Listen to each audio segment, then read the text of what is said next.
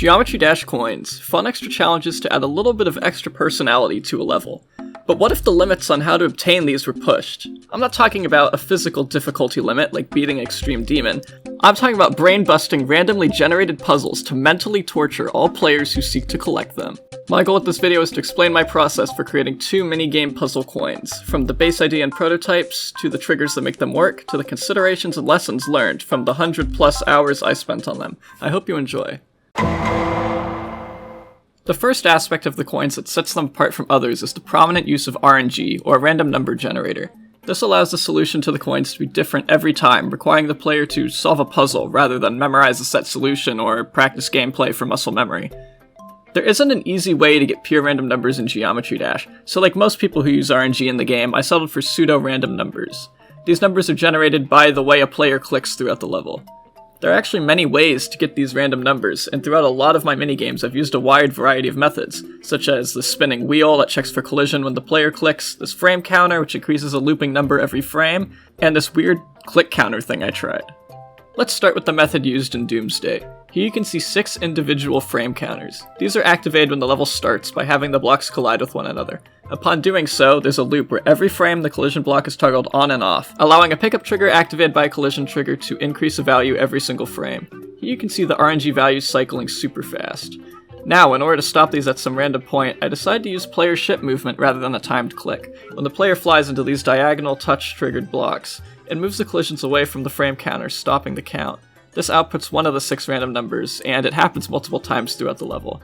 Why I did it this way, I couldn't tell you, but it seemed to work really well. In Gabiji, the method is a lot stranger. I used a frame counter to loop between 3 values to randomize the puzzle board, and it just counts which frames you click on and picks the one with the most. It's not the best way to do it, but it certainly looks cool.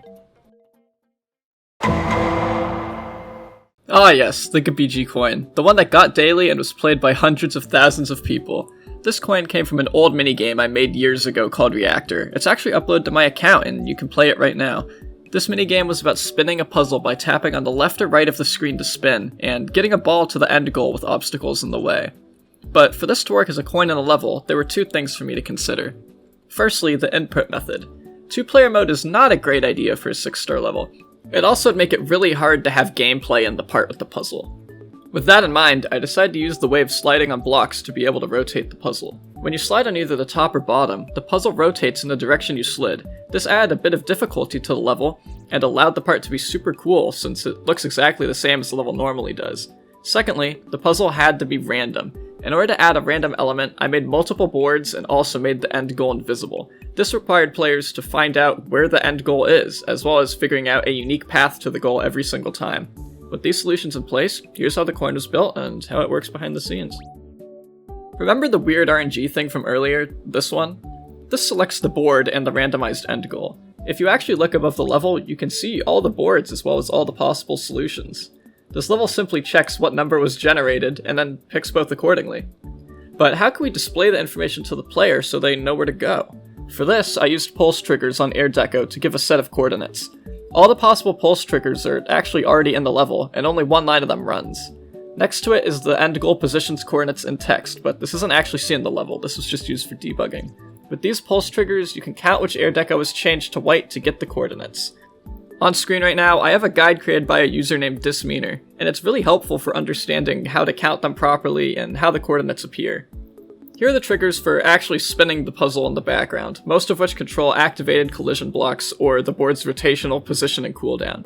And honestly, that's about it. This coin isn't all that complex on the trigger side or on the setup side. I just very liked the idea behind this coin, especially due to my minigame, and I was pleased with how it was received, seeing that it was my first one.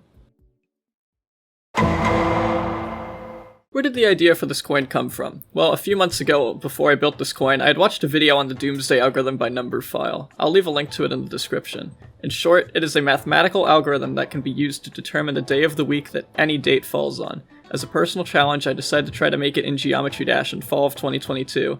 I was successful right in time for the famous memory level Limbo to be verified, you know, the one with the keys. And because of this, I wanted to see how possible it would be as a coin in a level. The main issue of this coin was actually stopping players from pausing the game. I did extensive research on 2-player setups, triggers, and different gameplay mechanics to see if there's any way to fully prevent a player from pausing the game and researching the answer mid-attempt. However, all my attempts failed due to some really weird game mechanics, such as dash orbs in 2-player mode actually continuing to work after pausing the game. My original plan was to have a wave part you play like Limbo while solving the date mentally. However, the best solution overall was the simplest, just to use a single 1-player dash orb.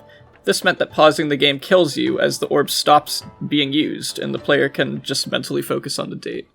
Alright, now how does the Doomsday Coin work? For this coin, we start with our 6 random values. As you can see in this list, IDs 1 through 6 are randomly generated, and they represent the year, month, and day of the date to solve. The other 7 IDs are used in the calculation.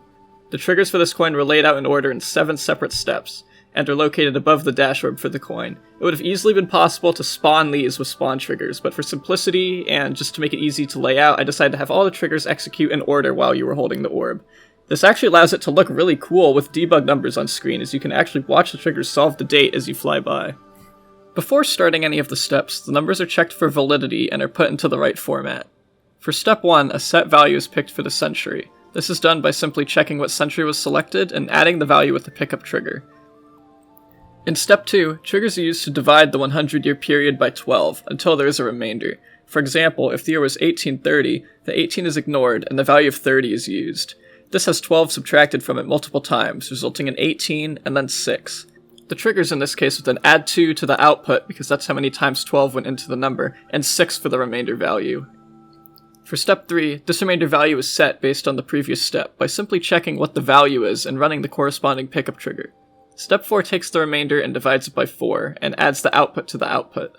Step 5 divides the final output by 7 to determine which day of the week the Doomsday falls on. Through all these steps, a set value is calculated. This value is used for the answer in the second half of the coin as well as the next calculations.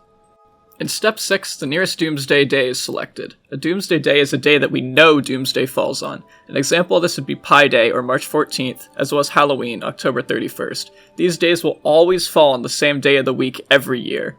By knowing the calculated Doomsday day for all these days, all we need to do is count forwards or backwards until we land on the date to calculate. So, for example, if March 19th is picked, the value of March 14th will be selected, and then it will be set to count up rather than down, since 19 is greater than 14. The final step, step 7, is the coolest step by far. Here we have 2 collision blocks, and a grid that's just over 30 blocks long. This is used as a makeshift calendar. The Doomsday Day and the Random Day are both added to the calendar in their rightful positions, and then they move together to calculate how far away the days are based on grid spaces.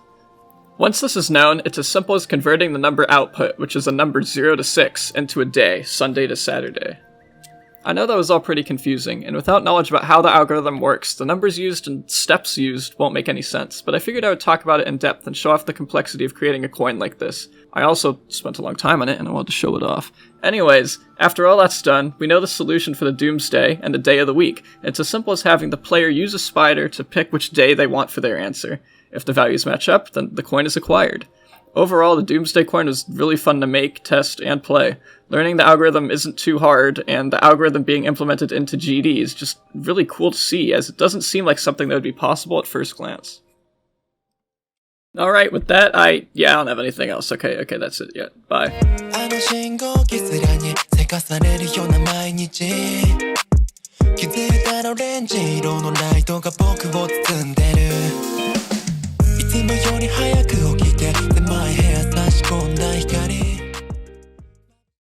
Say God, I think that's it. Yes! Bro should get like the